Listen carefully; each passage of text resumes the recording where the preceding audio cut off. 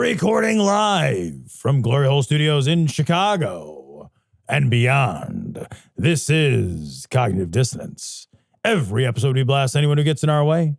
We bring critical thinking, skepticism, and irreverence to any topic that makes the news, makes it big, or makes us mad. It's skeptical, it's political, and there is no welcome mat. Today is Thursday, August the 22nd, and this is a joy-filled day. Cecil, that's the word, right? That's it. Yeah. And I got to tell you, I'm feeling it. Yeah. I'm feeling it. This feeling that is surrounding the Harris campaign has the same buzz, the same vibe, the same energy as the 2008 Hope and Change Obama campaign. I agree. It's fucking electric. It feels so different. And I also watched, so we record on Thursday night, so you and I will not see Kamala's speech until tomorrow. Right. We'll have to watch it tomorrow. I caught a little bit of Elizabeth Warren earlier before you showed up, and then there was a couple of other pieces that I watched earlier. But Kamala's speaking tonight, and what I saw, what they said mentioned was a bunch of the ladies in the audience are wearing white tonight. And they're wearing white as a symbol of the suffragette movement. Oh, that's cool. And what a cool thing to have over 100 years of women voting. And this could be the first time we actually see a woman president in that over a century of women actually getting a chance to vote. And I don't know how this is going to shake out, so I'm not predicting anything. But I will say that, like, on a fucking vibes level, this feels different than when Hillary was running. It does. It very much does. You know, like, Hillary should have won, right? Hands down, fucking hands down. Hillary did win the popular vote. She won the popular vote, but she didn't win the electoral college. She didn't become president. I think that was a horror for this country, an absolute horror for this country. She was qualified. She was smart. She was a great candidate for president. She should have won. It is a tragedy that she didn't win. This does feel different, though. And maybe it feels different because the Clinton family was a dynasty family. Maybe it feels different because there's not enough time to sort of like let the misogynists like wrap their fucking head around and react and dig up the dirt and all that stuff. Maybe it's different because the times have changed. I don't know. It's just different. You can feel the difference. When Obama was running, I really felt a level of excitement for somebody who's not, just somebody who's been in a political dynasty for so long. You had the Bushes, right? Yeah. We had 3 terms of Bushes in our lifetime. Yeah. We also had the Bushes for 2 terms in our life as a vice president. That's right. So 5 total terms of Bushes in our life, right? That's 20 years of our life. It's time to trim that bush. I'll tell you what, you really gotta pluck that bush. Trim that shit back. You gotta Brazilian wax that bush. But that's one dynasty. Yeah.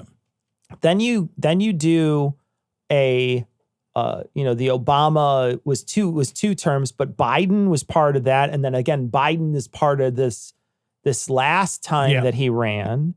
Hillary ran, and before that was 2 Clinton terms. Yeah, and she was Secretary of State. So she was very much involved. So you're right. So there feels like there's always sort of been this sort of feeling of dynasty. Now, Obama felt different. Yeah. Because Obama felt like a breath of fresh air, something new, right? Sure, Joe was in government, but Joe was the vice president, and Joe was also like not as big a deal, I think, for a lot of Americans. I'm sure he was a big deal for some Americans, right? Yeah, he'd been a senator for fucking ever. And also a big deal for, I think, a lot of white America that was uneasy with a black president at the time. Sure, yeah. They were like, oh, it's Joe. It's an establishment trusted person. guy. And I say that because I recognize that there is and was at that point still plenty of racism against Obama. For sure. So, but I felt like there was definitely that feeling that we're getting now. It's a feeling of, it's not just hope and change, but of excitement for growth, excitement for something new.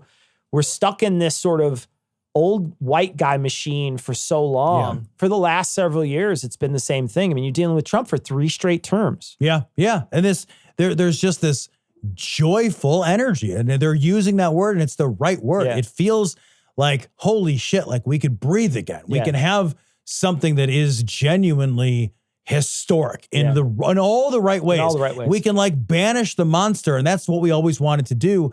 And that's what, like, when we were saying, like, you got to vote for Biden, you did, right? Like, that was still true back then. But, like, the real reason you had to vote for Biden was like, well, goddamn, look at the other side. It was just that scary. Even if you didn't like the guy, you got to vote against the other guy. But, like, there's something historic to vote for. Sure. And it feels really different. It does. And I don't want to take away, actually, from Joe's legacy as a president. I think he was actually a really very good president. But he was also an old white guy. And he was also, like we were saying, he was also iterative. He was dynasty. Yeah. And things just feel different. And I notice that as plugged into politics as I've been now for quite a long time, this is the first time in my life that I've watched any convention ever. I've never watched a convention. I've never watched a convention. I've been watching, like, nomination speeches, and I watched a rally the other day. I've never watched a rally. I've never in my life watched a rally. I've read about them. You know, I've read however many hundreds of news stories about rallies and conventions, but I've never actually been like, I'm going to watch that rally. And I watched a rally, and I watched parts of the convention, and I'm behaving different, and I'm somebody who's plugged right the fuck in. Sure. And it's changed my behavior. Yeah. I think I've sort of paid attention to a lot of this stuff. I've watched some rallies in the past. I've watched some of the convention stuff in the past. Certainly not as much as I've watched this time. I hadn't watched any of the RNC, but I watched some of the DNC, and it felt like you said, joyous, and there's a lot going on, and there's a lot of people who are, you know, really excited. And then I thought to myself, well, what did the RNC look like? And, like, you hadn't watched any of the RNC, so you didn't see any of it. Just read stories. I want to play a couple of clips in contrast with each other. So I'm going to play a couple of clips from the RNC and a couple of clips from the DNC. We're going to watch them together. We'll try to describe to the audience that's watching what we're watching when we're watching it. But I think, like, we could talk about what's being said too. Yeah. Because I think what's being said is probably more important than what you're saying. I mean, what you're going to see is probably a lot of, in the RNC, you're going to see a lot of grandmas. That's what you're going to see. Right. You're not going to see much else. But you're going to hear some things that I think, in my opinion, have a totally different tone. So let's start, Tom. Yes, sir. Hulk Hogan. Because, I mean, you got to start with Hulk Hogan, right? Here we go. But what I found out was I was in a room full of real Americans, brother. And at the end of the day, with our leader up there, my hero, that gladiator, we're gonna bring America back together. One real American at a time, brother.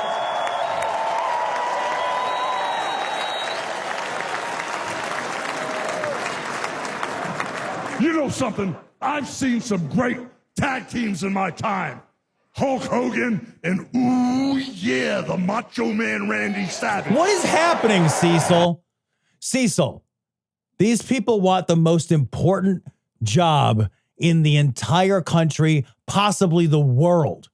Oh, yeah, we're snap into a Slim Jim. Vote for Hulk Hogan's best friend, Donald Trump. But you know something? I see the greatest tag team of my life standing upon us, getting ready to straighten this country out for all the real Americans.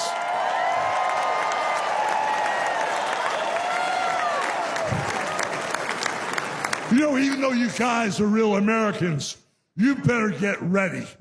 Because when Donald J. Trump becomes the president... What did he call him? Called him Donald Dick J. Trump, Tom. Donald Dick J. Trump. I don't know. His name's like Donald J. Trump. J. Trump. I don't know why did he throw the dick in there?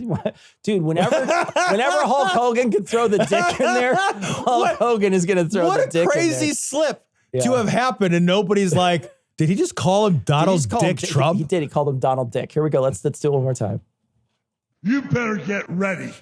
Because when Donald J. Trump becomes the president... I think he was about to say Donald Duck. I think that what happened is he had that brain thing. Trump. Where, like, you start saying Donald, and, like, the next thing your brain starts to fill it. And he's like, Dick, Duck. I think that's what happened. I think he was going to call him Donald Duck. And instead he punted last minute. I like Donald Dick way Donald better. Dick. Donald Dick is way better. Donald is so Dick good. Is way better. Of the United States, all the real Americans are going to be nicknamed Trumpites. Because all the Trumpites are going to be running wild for 4 years. So with the power of Donald J. Trump and all the Trumpites running wild, America is going to get back on track. And like Donald J. Trump said, America is going to be great again. All right. So there is one example, Tom, of an RNC speech. I want to point out the language. Because, like we can make fun of fucking Hulk Hogan. It's fucking easy. He's a fucking old, washed up fucking wrestler that everyone forgot was alive, right? Like we forgot Hulk Hogan was alive yesterday. We had no idea. But Cecil, and I absolutely want to get into the substance, if it can be called that, the problematic language that he chose. I'm right there with you. But I do want to tell the audience that later in his speech, he rips his shirt off. Yeah, he does rip his shirt off to show his Trump Pence shirt underneath. Yeah. Because that was his shtick. That's his shtick. When he was doing the wrestling thing. It's like he ripped his fucking shirt off. Like there's some guys who just have to pull a quarter from behind your ear every time they see you. It's fucking flexi grandpa. Yeah. It's so weird. It's like your dad who used to be like, you got something on your shirt and then he'd hit you in the face. Boop. And he'd hit you in the noggin or whatever. Like it's that guy. Like he's that guy. That's his shtick. It's the guy who walks behind you and like touches your opposite shoulder so you look the wrong way. On the side. It's great. So in any case, what he's saying he keeps saying the same language, which is, real Americans. Yeah. And there is a tie to him saying real Americans in his wrestling career because he had a song that was like he used to come out to. Oh, he did have a song. I'm a real American. I don't even know. I don't know how it goes. It goes like every old rock song I know, but I remember that there was a song that he came out to that had that real American. So it is a toss to that, but understand that that's coded language too, right? Even though he could easily look back, and this is also what every Republican does, right? They're just like, oh, you're getting too uptight about this. You're thinking way too hard about it. He just had a song that happened. No, using the word real Americans and then having signs the previous day that said mass deportation now. I think we can connect the dots. They're lying because they think it's funny, not because they believe it or think you believe it. Yeah. That's it. It's like the lie to cover up the reality of their bigotry is just play acting. It's fun and it's trolling. It's there because they think that it like upsets you. There's clearly an attempt to draw a line. The Republican Party platform is basically let the white people be in charge. We know better. Yeah. No, I don't disagree. I don't disagree. White men. Let the white men be in charge. We know better. I want to play in contrast to that Raphael Warnock's speech at the end. I want to play a piece of his speech. Raphael Warnock, we raised some money for him and Ossoff. They were the Georgia senators that were embroiled in a runoff battle that we helped with a bunch of other podcasts raise money for.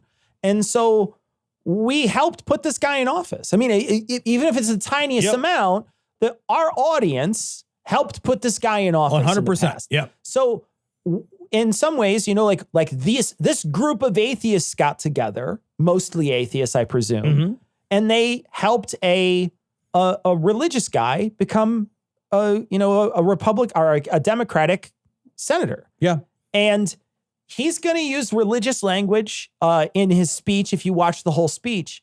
But you also have to recognize, I think, like, as much as I think a lot of people dislike religion, I think you have to recognize when people aren't using it as a weapon and they're using it as a way to help others and to help lift other people up. And I think that this is there's always a clear distinction between those people, right? Somebody's got it as a club, somebody's got it as a way to help other people. And you've got to bring those are real distinctions that we have to make as atheists too, to see that there are good people out there who happen to be religious. Yeah, and you've said for a long time, and I'll paraphrase you because I don't remember exactly how you've said it, but for a long time you said, you would rather be in contact with and try to be friends with a religious person who was a humanist and shared your values. Yeah, absolutely. Than an atheist who was not a humanist and didn't share your values. I would 100% want to hang out with a religious person who I shared values with than, say, Sargon. Yeah, right. Yeah, look, if I found out that Hulk Hogan was an atheist and you said, hey, Tom, do you want to have dinner with Raphael Warnock or Hulk Hogan? Who would you pick? Easy choice. It's such an easy choice. It's an easy choice. Yeah, because you know that by the end of the dinner, Warnock would still have his shirt on. Not if I have anything to say about it. All right, we're just gonna watch a minute or so at the end of the speech. I think there's a lot of this speech. You should watch this whole speech if you have time, because it's really amazing. So good. Yeah. It's really amazing. But I want to play the end of the speech for people just so you could hear the last piece, because I think it's very important. And contrast that with what I just played with Hulk Hogan. Yeah, before you do that, real quick, one thing I also want the listeners to just take note of in their mind is, and this is a minor thing, but the quality of the rhetoricians on our side of the aisle versus their side of the aisle. Else. It's just worth noting. Yeah. It's not even close. Yeah. It's not even close. Just as sheer rhetoricians, just as people whose job it is to say words in the right order to move your soul, to reach into you and find and tug on your heart, to motivate your conscience. The difference between us and them could not be more stark. Sure, for sure. All right, so let's play this. This is Raphael Warnock's end of his speech. And so I'm convinced tonight that we can lift the broken even as we climb. I'm convinced tonight that we can heal sick bodies. We can heal the wounds that divide us. We can heal a planet in peril. We can heal the land.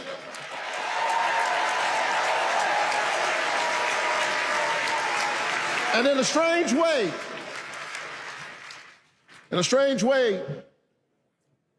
the pandemic taught us how. A contagious airborne disease means that I have a personal stake in the health of my neighbor. If she's sick, I may get sick also. Her health care is good for my health. I'm just trying to tell you that we are as close in our humanity as a cough. I need my neighbor's children to be okay so that my children will be okay. I need all of my neighbor's children to be okay.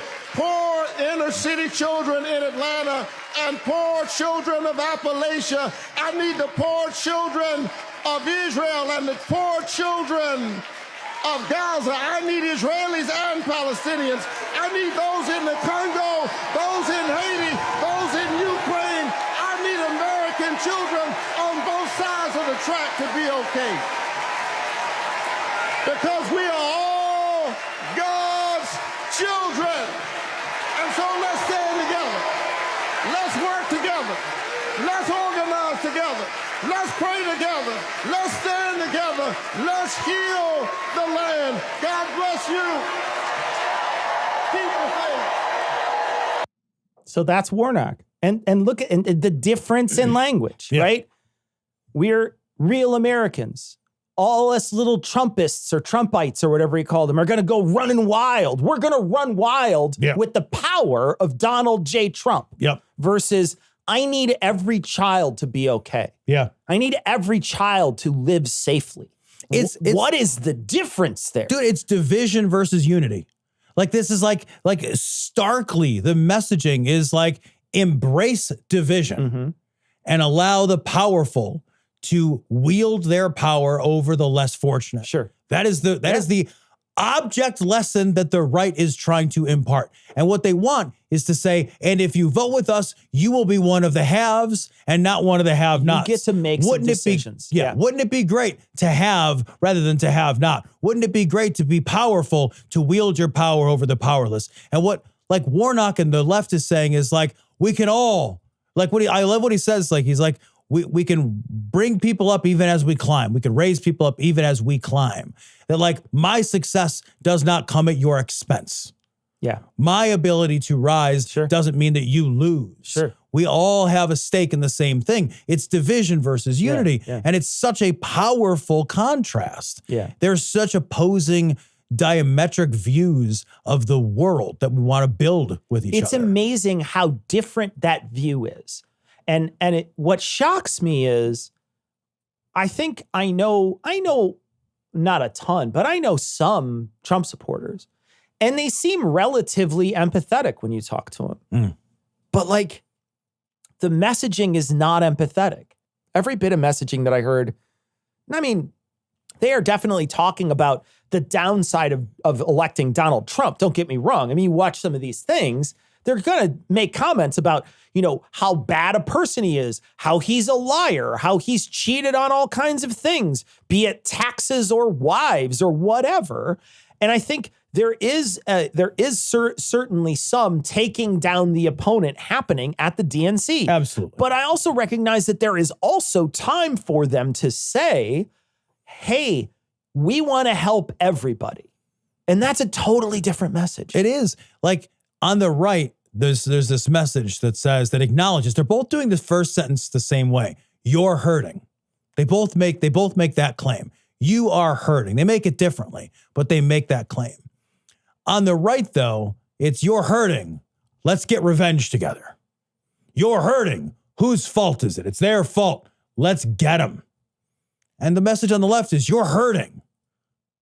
Let's help. Yeah. It's a big difference. And it's not you're hurting, it's we're hurting. Yeah. Well, that's true too. Yeah. We're hurting. Let's fix it. Let's work together to help. Let's fix it. Yeah. All right. I want to play Marjorie Taylor Greene next. So this is a clip from Marjorie Taylor Greene. If you didn't think Marjorie Taylor Greene was going to find a way to slip transphobia into her speech, you'd be wrong. Oh, shock of shocks. So let's play that from the RNC like last week or 2 weeks ago. For far too long, the establishment in Washington has sold us out.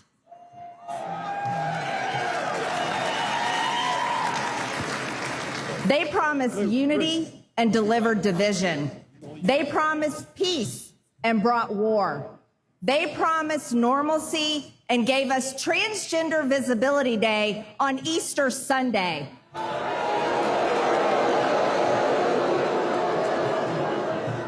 It's not on Easter. It fell on Easter Sunday, but it happens. Easter Sunday's a moving target. Same day. Maybe you should like change your moon holiday. And let me state this clearly. There are only two genders. How's that helping? That's a great way. Who's helped? I don't know. Oh, yeah. And we are made in God's image. Amen. And we won't shy away from speaking that simple truth ever. The Democrats ripped open our borders and allowed millions of illegal aliens to pour in, driving up the cost of housing and health care while slashing... Hold on a second. How in the absolute fuck do illegal immigrants drive up the cost of housing, of all things? Of housing. I go to buy a house. Do you know how that house is built? Construction has a unbelievably high percentage of migrant laborers helping to bring those costs down because those laborers are paid a much less wage than they would be if those were citizen wages. Sure does. Yeah. Yeah. She doesn't know. She's just saying things to inflame the audience. Yeah. That's all she's doing. American wages and eliminating jobs. They claim that our economy is thriving. Yet hundreds of thousands of American-born workers lost their jobs these past few years. The Democrats' economy is of, by, and for illegal aliens. Who believes that? Look at him. Did you even get applause? Our open borders have also unleashed the worst drug crisis in America. That guy's totally sleeping. Look at that guy. Look at that guy. He's 100% asleep. Look at him. You could put something in his mouth and he wouldn't even know. You could like when your friend fell asleep at the party and you'd put a bunch of cigarettes in their mouth while they're sleeping and they'd have like cigarettes just put. You could fucking stick a whole like fucking couple of shakes in his mouth. And he wouldn't even know. Somebody should do it. Oh, God. Somebody should pile a series They should of write hats like on him. Democrat on his head or whatever. American history. Yet while hundreds of thousands of Americans are suffering, the Democrats spent over $175 billion, your tax dollars, to secure Ukraine's borders. But they tell us the border wall is too expensive. She has there, but it cut out. So she's, again, you were saying rhetoricians, right? The difference in rhetoricians. She's an awful speaker and she makes no points. No. She's comparing apples to oranges, foreign help to a nation that is literally under siege and our southern border. And she's conflating people who come across the border who happen to be asylum seekers with illegal people who are undocumented. She's conflating a ton of different things together. She's making false claims. She's just, again, what you said earlier, she's trying to divide us. Yeah. Yeah, 100%. And then in the process, she's also making her fucking Putin dog whistle. Absolutely. Help the right get elected. Absolutely. And we will stop Ukraine's ability to push back on this illegal invasion of Ukraine. Let's listen to Michelle Obama. Michelle Obama's speech, again, like Raphael Warnock, unfucking real. Absolutely outstanding start to finish. I can't play the whole thing, but I want to play a piece of it that I think is especially important and really wonderful. So here it comes. And it's what I love about it too is that if you're looking for them taking jabs, this is how she, famously of the Obamas, saying we go high, they go low. This is how she takes a jab, which I think is unbelievably classy and points out hypocrisy and shittiness on the other side without being awful. And can I, before you play that, let me point out too, that what we just listened to from Marjorie Taylor Greene is she made a point of taking jabs at entire categories of American people, not somebody who's seeking power. Yeah. There's a big difference. You're absolutely right. Between punching up to Donald Trump and punching down to the LGBTQ community. Trans community. Punching down to everybody who isn't a Christian, right? Because she said, we believe in God. There's only one God. Children of God. We believe that. And that's different than Raphael Warnock's message. Absolutely. Even though he invoked a Christian God, he didn't do it in an exclusive way. He did it in a way that specifically seeks to create inclusion. Totally different. There's a big, big difference. And that matters. That makes such a difference. They're punching down. Real Americans is punching down. Who are the not real Americans? Who are we saying as citizens don't count? Yeah. The Obamas aren't talking about other people. They're talking about one person. Yeah. That's a big difference. It's a huge difference. So here's this piece. I think it's really well done. Kamala has shown her allegiance to this nation, not by spewing anger and bitterness, but by living a life of service and always pushing the doors of opportunity open to others. She understands that most of us will never be afforded the grace of failing forward. We will never benefit from the affirmative action of generational wealth. God, that's a good one. Oh my God, that's a good one. And it's so fucking true.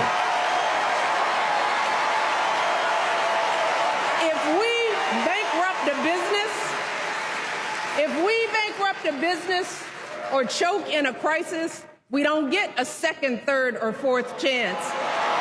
If things don't go our way, we don't have the luxury of whining or cheating others to get further ahead. No. We don't get to change the rules so we always win. If we see a mountain in front of us, we don't expect there to be an escalator waiting to take us to the top. That's good. No.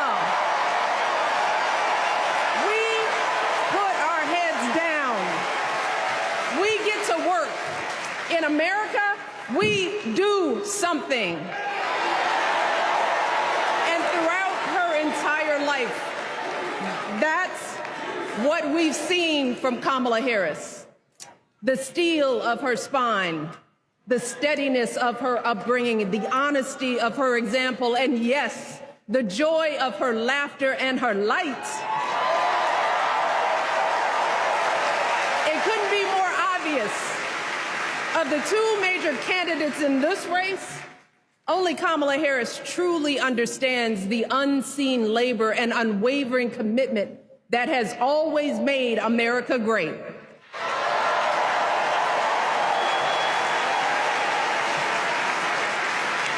Now, unfortunately, we know what comes next. We know folks are going to do everything they can to distort her truth. My husband and I sadly know a little something about this. For years, Donald Trump did everything in his power to try to make people fear us. See, his limited, narrow view of the world made him feel threatened by the existence of two hardworking, highly educated, successful people who happen to be black.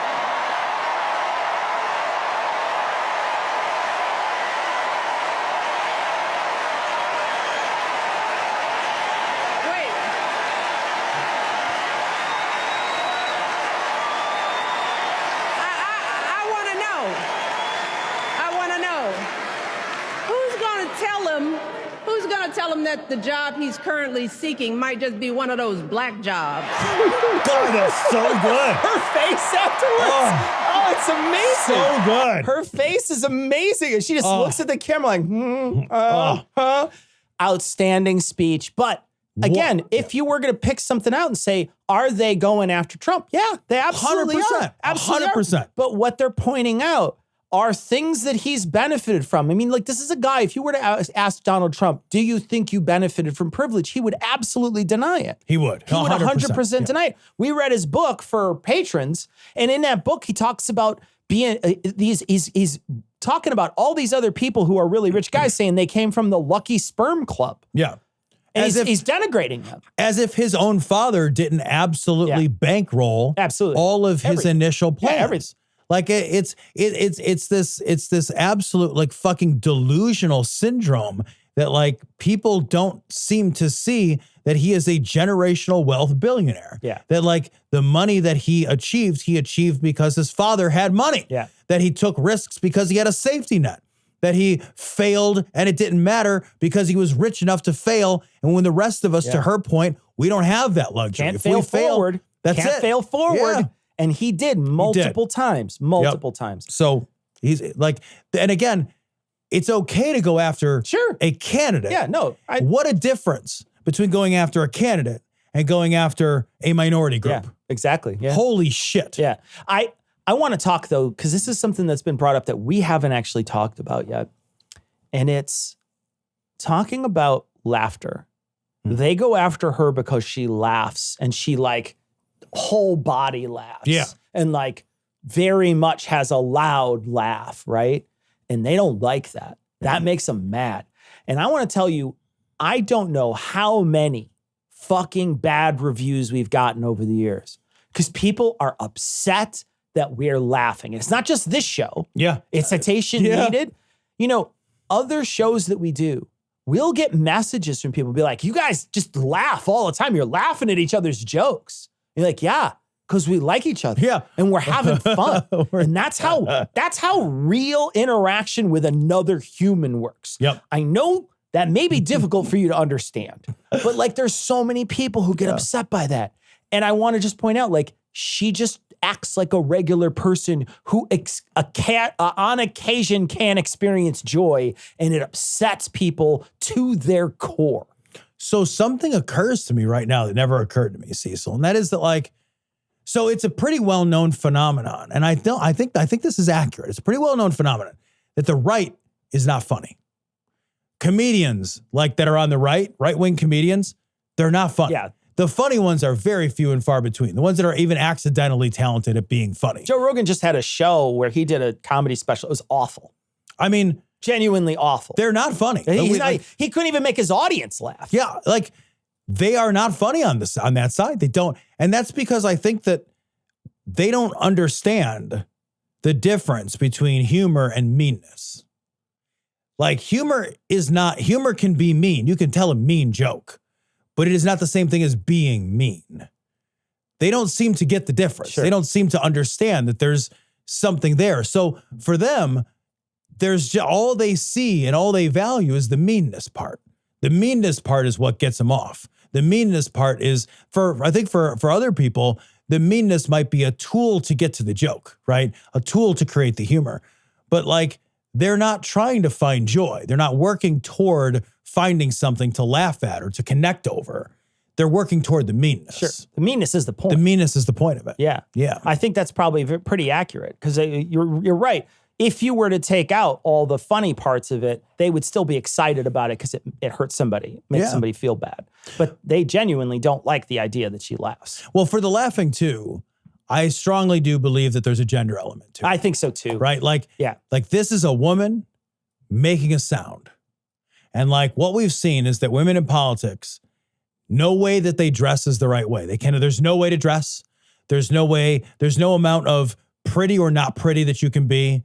You can't be the right age. You can't be young and pretty like Ocasio-Cortez. You can't be more mature like Elizabeth Warren. You have to be something else. And we've never figured out what it is that makes a woman acceptable in politics. Yeah, it's not in politics. It's just not in politics. It's not in politics is the acceptable default. That's what you want. And I think that laugh is just something about her physicality that because they can't come out and say, I hate your vagina. Yeah. I hate you because you're a woman. Right. I hate you because you're a woman. They have to find something else. And I think genuinely you're right because you think about how many comments they talked about Hillary being shrill. Yeah. Right. When she was just being forceful. Right. And they're like, no, she's shrill. And they're going to make comments about her. You know, what they're trying to do is demean her because she's a woman. Absolutely. She laughs too loud. She clearly had sex to get where she was going. Those types of things are, you know, like nobody's ever making any of those statements about any dudes. Those are never anything they're ever saying about dudes.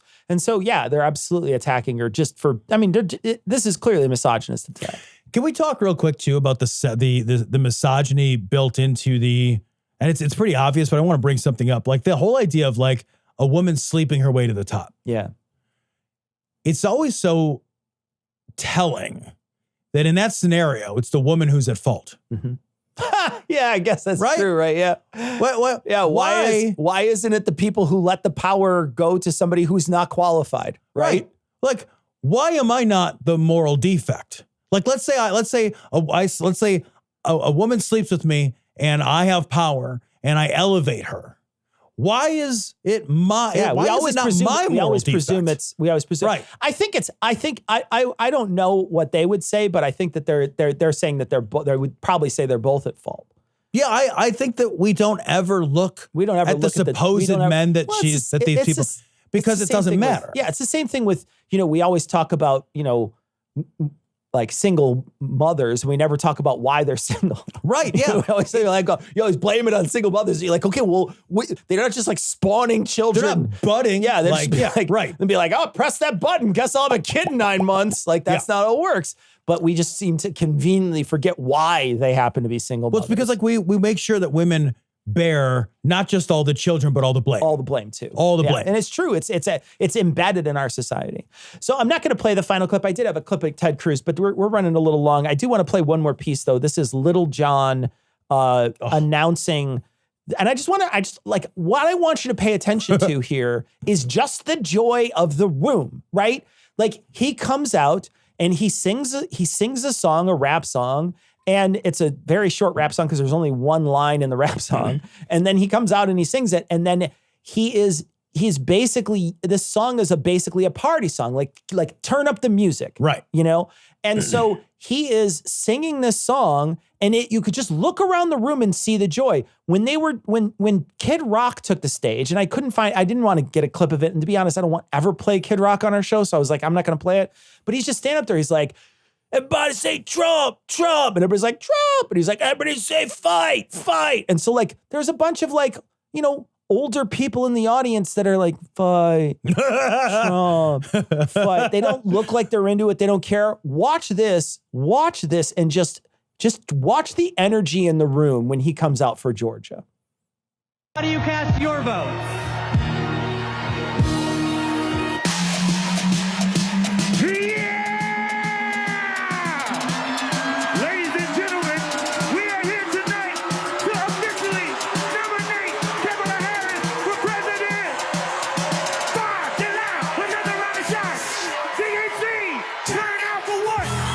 Look at that fucking crowd. Look at them go. They're just bouncing, dude. Look at that guy behind him. He's like, yeah, motherfucker, turn out for what? The energy is so palpable. Hey, everybody get your hands up. Hey, I love those wall spaces. Oh my God, it's so good. Wall spaces, it's amazing. We're not going back.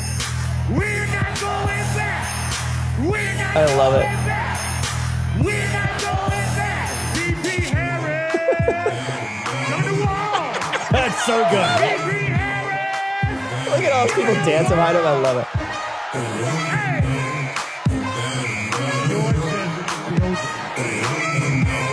Mr. Secretary, the South's got something to say.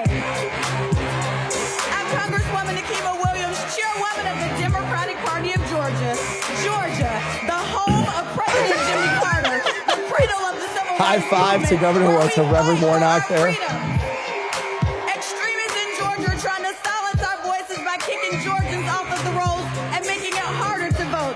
But y'all, when we send Kamala Harris to the White House, she'll fight for our freedom to vote, our reproductive freedoms, and our freedom to thrive. In the spirit of good trouble, Georgia cast 123 votes for the next president of the United States. Oh, so good. I thought when this came on, they were playing this, and I was like, how fucking great is that? And it's just like there's so much energy in that room, and everybody's just so happy. Like, it's just a totally different vibe. Just a totally different vibe. Dude, and look, I don't want to pretend that like Lil Jon hadn't been around for a minute, right? Yeah. Like Lil Jon's like not exactly like today, right? Sure. He's not like a today current guy, right? Like, but it's a lot more fucking current than fucking Hulk Hogan or Kid Rock. Well, and I mean, we could argue Kid Rock appropriated the music. I mean, we could argue that. I want to say too. It's just there's no like youth to it. There's no energy to it. There's nothing that like says I've got to read on America. I understand. They don't even know what's fun. Yeah, they don't. And I think this illustrates sort of the DNC. You're right. It's not. I mean, this song came out 2 decades ago, maybe, or a decade and a half ago. It's an old song. It's an old song. But it's still a fucking banger. It is still a banger. And it's still played at places, and it's still played in a way as a hype song, right? It's still played as a hype song. And what I love about it is that they were like, if we're going to hype. Let's do this. Let's rock this. It's not fucking some dumb old guy standing on stage with a mullet screaming, fight, fight, fight. It's just a totally different feel. And I really feel like you said earlier, the energy is totally different now. Yeah, it's good. I have a story about that fucking Turn Down for What song. I was at years ago, I was working for a university, and Michelle Obama was the first lady at the time. And they had just done a video where she was trying to get kids to eat better. That was her thing, right? I remember that, yeah. So she had a thing, and she pulled up a turnip. She's like, turn up for what? And she had a turnip in her hand. That's funny, cute, whatever. And I remember I was doing a presentation for this board of directors at this university, and there's this lady. And if you don't know what the board of directors of the university is, all rich people. Like, that's all it is. Just super rich people, like CEOs and shit. Like, that's who's on the board of a university. Like, on occasion, they'll get like somebody else, but most of the time, it's really rich people. And so this person's like a CEO of some fucking corporation. And she said to me while I was giving my presentation, because I was saying, we're trying to, build our metrics on these videos, but it's difficult because, these are videos that are about the mission of the university. So it's hard to get traction on this. And she's like, why don't you just make a viral video? And I said, well, I don't think you understand what a viral video is. Did you say that to her? In softer terms, I was like, you just don't make a viral video. Like, you don't get to decide that it's viral. Like, that's not how it's not transactional like that. Why don't you just make a viral video? But well, I don't know. But the story is that after this all over, and I'm cleaning up my shit, they're having a break, and they're all eating their cookies or whatever, and I'm packing my shit up. And I remember her telling a colleague sitting across from her about, did you see Michelle Obama do that turn up for what? And the other person said, no, I didn't see it. What happened? And she explains what happens. And she's like, and it's from a song, this really obscene song. And she used this obscene song as a way to demonstrate to kids. And I didn't stop her. But in my mind, I was like, there's only one lyric in that song. And it's, something, turn it up loud, another round of shots, turn down for what? There's nothing obscene at all in that song. Yeah. There's nothing. Now, the video is suggestive. Sure. Right? The video is hilarious. The video is hilarious and suggestive. The video is crazy, but it hell. is suggestive, Yeah, right? Yeah. But there's nothing connecting that video to the song itself. Right. Right. Yes. Except you for could just listen to the song. You could listen to the song all day and never see the video and not know what it is. But she was so upset that it was so obscene. And all I could help but think was like, you're just a racist old shitty lady. Yeah. And you're just mad that a black lady did something that isn't culturally appropriate for you. Yeah, that's all it is. That's all it is. That's all it is. You're pissed off because some black lady decided to use a song that doesn't represent your culture, and that makes you upset and otherized, and you're fucking furious about it. Yeah, Al, of course I want it dipped. You know, when I'm walking around Chi-Town where the pizzas are deep and the hot dog buns will make you fail a drug test, I often think, what brought our ancestors to the middle of fucking nowhere on the edge of a big-ass ocean-ass lake? Was it the pizza soup? No. The wet meat? Probably not. The donuts that will make you go nuts? I mean, possibly. Or was it a giant bean that you should kiss? Well, yes, dare I say, Flick? Absolutely. That's because people here, at least two, know that when you go to adamandeve.com and use code GLORY, you are one step closer to doing a great many things to that bean, or whatever is in between, because you get 50% off almost any one item, and then Adam and Eve loads on the free stuff. You get 3 free gifts, one for you, one for your slutty buddy, and one you both can enjoy, and 6 free spicy movies, plus free and discreet shipping. So don't be mid-west, be best west. And go to adamandeve.com today. Code GLORY. And flick that bean to... Ow! Fuck, it's metal. And if you want to get code GLORY. In the councils of government, we must guard against the acquisition of unwarranted influence, whether sought or unsought, by the military-industrial complex. This story comes from the Independent. DNC night one ratings beat the RNC by 21% despite late Biden speech. And it's more for the next nights. It's been going up. But what was the crowd size? What I love, though, is that this is definitively the crowd size. Yeah, right. It is. This is people saying, when you're complaining about in your little rallies, and we talked about it last time about how often he's talking about crowd size. This is virtual crowd size. It is. And you're losing.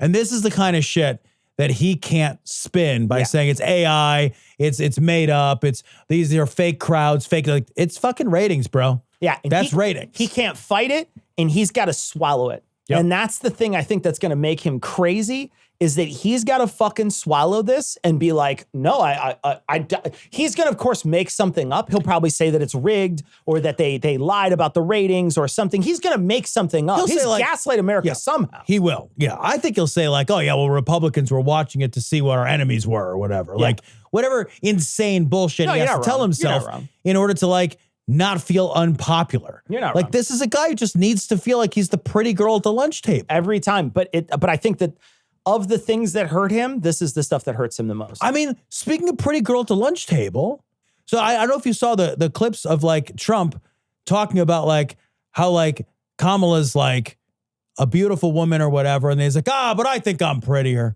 I think I'm more beautiful. Yeah. I think I'm the prettier one. Like he can't have anything be he has to be the number one of everything. Sure. Like he even has to be like, I'm better looking. I'm a better looking person than she is. What an insane person thing to say. If I'm looking at this, I'm like, what are you going to do for me as a constituent? Nobody cares. They don't care, man. They literally don't care what he's going to do for them. You can ask them any question, and they will almost always, if you hide it, if you hide the actual thing and say, what do you think about the Republicans trying to get reproductive health care back? If you were to say that to somebody, then they would be like, well, how? Oh, they're going to try to overturn the Supreme Court thing. The Republicans are doing that? Yeah. Well, I'm for it.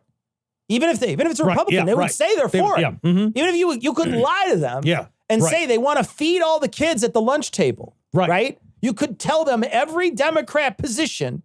And that's very true. Point they've done this. And attach it to her, and they will 100% agree with it. Yeah. So it doesn't matter what it says. It doesn't matter. That's that doesn't care. True, they don't care. That's fucking true. It's crazy too, because he's so transactional and they aren't. Yeah. Yeah, and it's like, it's funny. Barack Obama actually made an oblique reference to that exact same point in his speech. He's like, yeah, they want to repeal the Affordable Care Act, which now that it's popular, nobody's calling Obamacare anymore. Yeah. And it's kind of the same thing, right? Like when people went around and said, hey, and they wouldn't call it Obamacare or the Affordable Care Act, but they would say, hey, would you support a change to the medical system or to the healthcare system? And they would just list the key principles of it. And all of those key principles of the Affordable Care Act were wildly popular. And then if you said, that's Obama's Affordable Care Act, people are like, fuck it. Fuck it. I don't want those things I want. I remember getting into fights with people who thought it was going to be full, like basically Medicare for all. And I know. No, that's not what's going to happen. You don't know what's happening. You literally have no idea what you're talking about. You're fighting against something you don't even know. Well, and then you would tell them and you'd show them and they'd be like, that's what they're going to do at first. But then they're going to, and then they'll write a narrative where they tell a story. Where they're still right. Yeah. Yeah. But like importantly, like they begin to argue a point that isn't being made by anyone else. Yeah. They've decided that there is this whole sort of shadow narrative that is really the truth. And they're the only ones that know. I guess maybe the deep state started back then. Yeah, maybe. Yeah. If that man was your doctor giving you a testicular and prostate checkup, it would be totally normal. This story comes from Variety.com. Donald Trump falsely claims Taylor Swift has endorsed him by posting AI images and then accepts the endorsement. And they are 100% AI images. I don't think they're in this article. They don't show them, so I can't show them to you. But when you look at them, they clearly look like AI images. They're a little fuzzy. The sun's a little too bright. Like when you just look at it, you just know it's an AI image. And what's crazy is that Donald Trump is posting these fake images of a very, very popular singer fake endorsing him. And that's not somehow actionable. I know. And like, it's clearly an attempt to confuse people because she's wildly popular and holds a lot of sway among people. But I thought like to myself, she endorsed Biden back in 2020. She has not made an endorsement yet. But if I'm her, this would just spur me to make my actual endorsement. Yeah, for sure. Yeah. I would just do it like if I was her, like, and I was planning to endorse Harris anyway, I might raise my hand and be like, I'd like to be at the DNC. Yeah. I would make a fool out of this man because he's appropriating her image and her popularity and her power and her sway in ways that she wouldn't want. Mm-hmm. Like, this is a really gross, stupid, transparent, desperate. Yeah, very desperate. It comes off super desperate. Like, weird thing to do. Yeah. It's just weird. it is. It's very weird. I think that we've seen artists fight back against their songs being used. Yeah. Born in the USA. Don't use my song, right? Not Real American. What is that song? Tim Walz just played it yesterday night, and I can't think of what it is. This is Neil Young's song. Neil Young, yeah. Something about American. I don't know. I don't like Neil Young, so I don't know what the song is. I know the song, but I don't know the name of the song. But in any case, that song, they gave, like Trump was using it. They said, stop using it, and they gave it to Walz. The song Freedom that Kamala's been using, that was used by Trump. They made a video. They tried to make a video with that song, and they got served a cease and desist as well.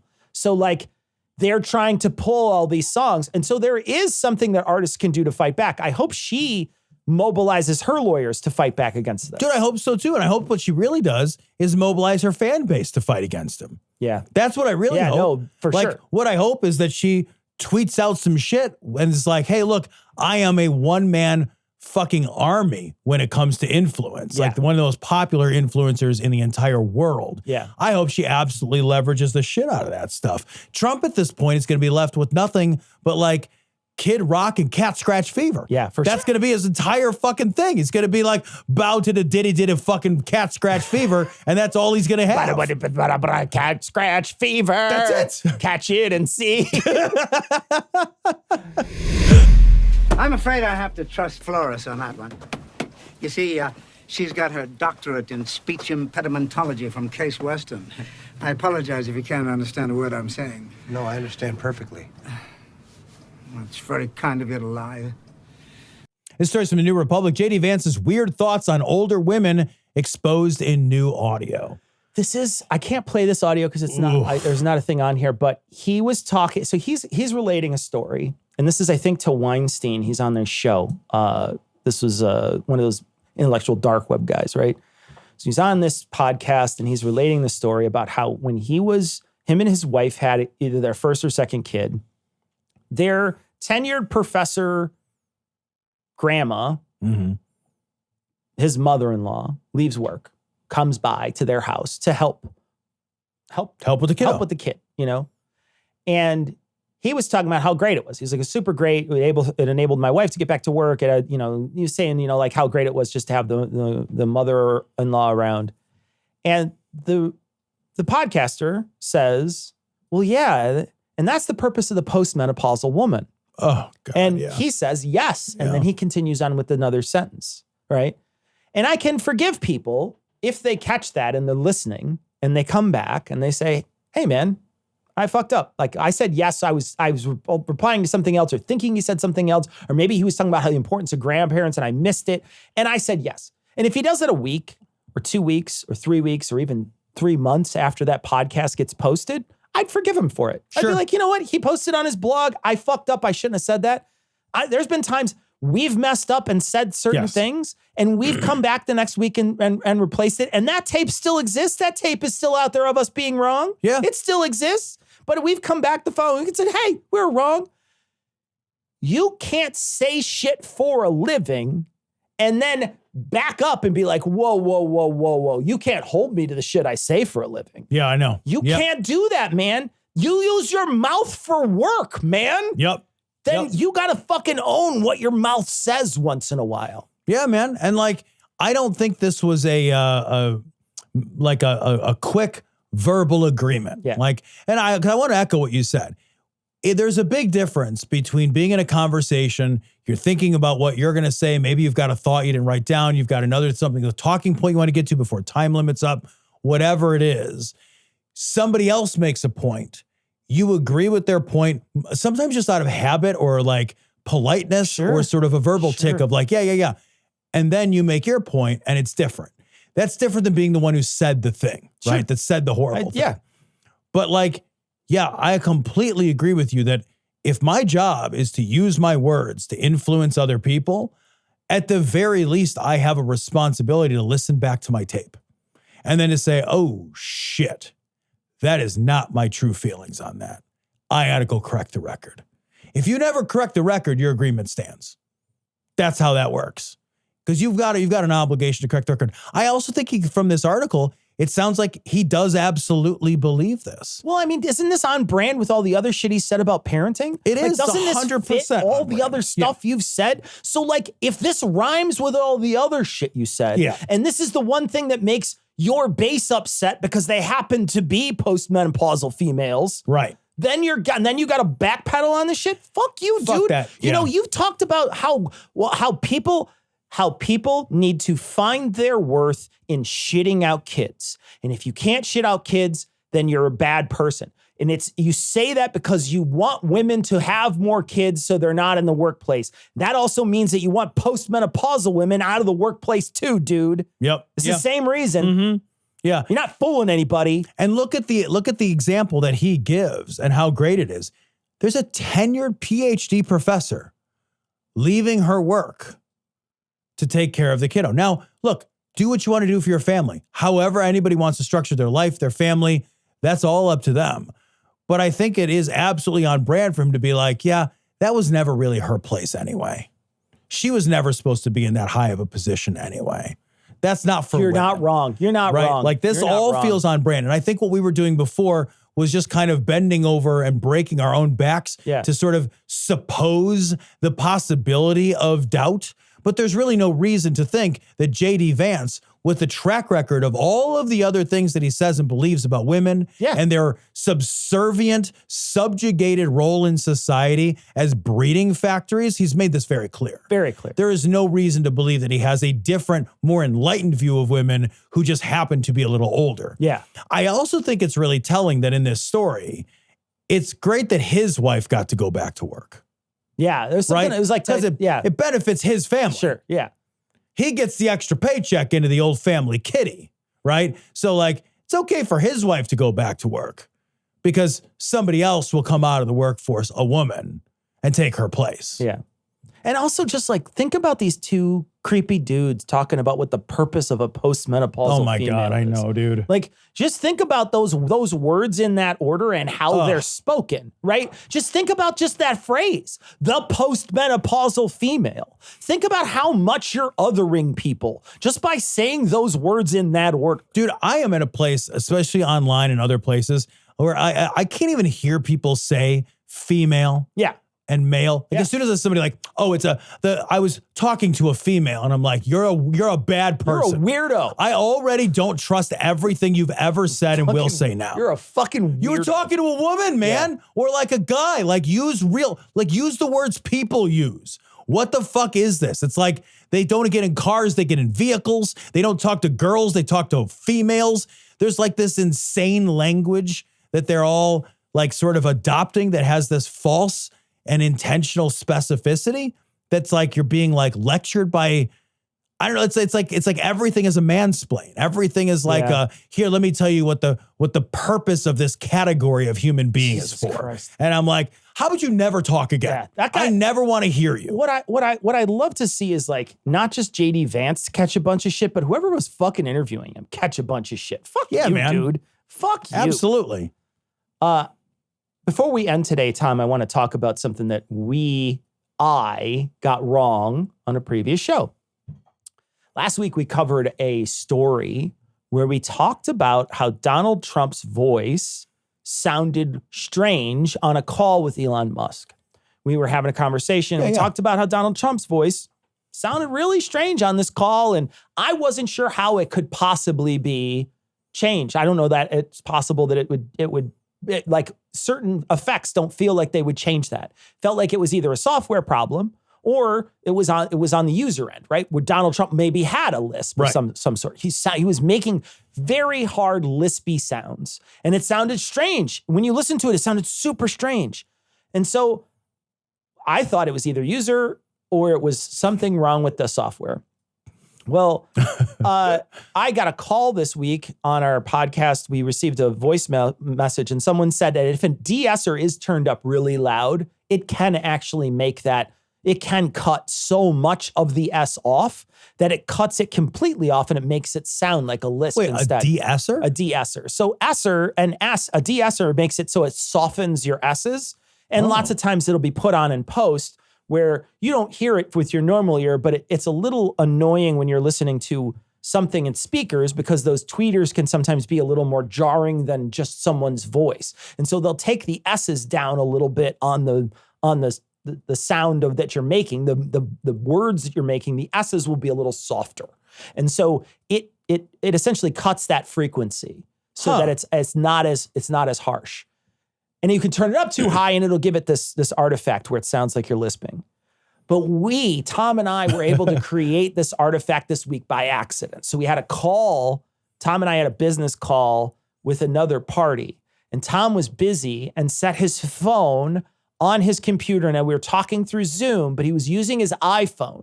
And now Donald Trump also uses an iPhone. And it was set on your computer away from you.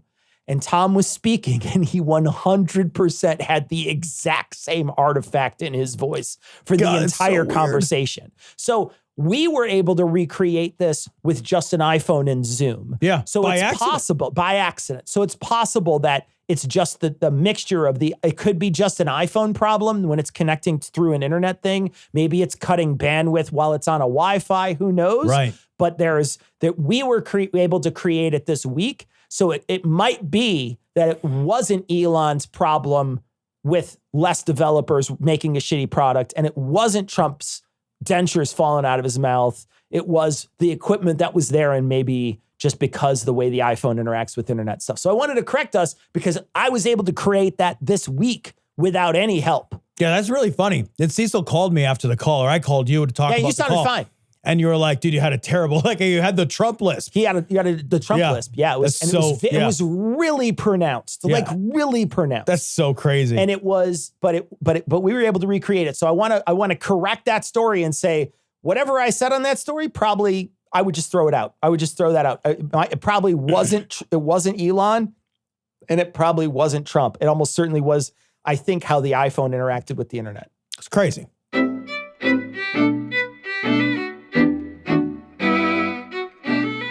All right, that's going to wrap it up for this week. We're going to be back with a funny show on Thursday, so check it out. We're going to leave you, though, like we always do, with the Skeptic's Creed. Credulity is not a virtue. It's fortune cookie cutter, mommy issue, hypno-Babylon bullshit. Couched in scientician, double bubble, toil and trouble, pseudo quasi alternative, acupunctuating, pressurized, stereogram, pyramidal, free energy healing, watered downward spiral, brain deadpan sales pitch, late night info docutainment. Leo, Pisces, cancer cures, detox, reflex, foot massage, death in towers, tarot cards, psychic healing, crystal balls, Bigfoot, Yeti, aliens, churches, mosques and synagogues, temples, dragons, giant worms, Atlantis, dolphins, truthers, birthers, witches, wizards. Point is, how do you afford it? Even with the student aid and the folks back home hustling corn. Nuts. Shaman healers, evangelists, conspiracy, doublespeak, stigmata, nonsense. Expose your sides. Thrust your hands, bloody, evidential, conclusive. Doubt even this. You're supporting us on Patreon at patreon.com/dissonancepod. Help us spread the word by sharing our content. Find us on TikTok, YouTube, Facebook, and Threads, all under the handle @DissonancePod. This show is CAN-credentialed, which means you can report instances of harassment, abuse, or other harm on their hotline at 617-249-4255 or on their website at creatoraccountabilitynetwork.org.